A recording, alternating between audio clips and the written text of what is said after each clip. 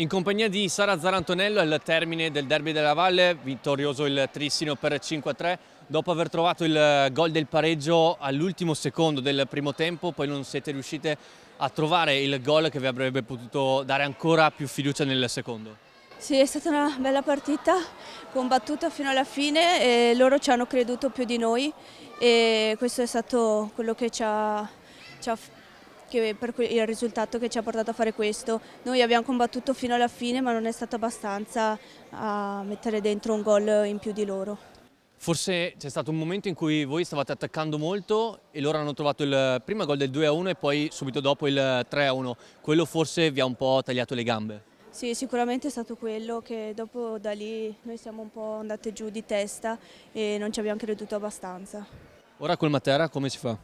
Ora abbiamo lo Scandiano e poi Matera, abbiamo un'altra partita, altre due partite, sicuramente andremo alla morte, ci alleneremo bene per comunque andare a vincere quelle due partite che ci mancano alla fine del campionato. Grazie mille.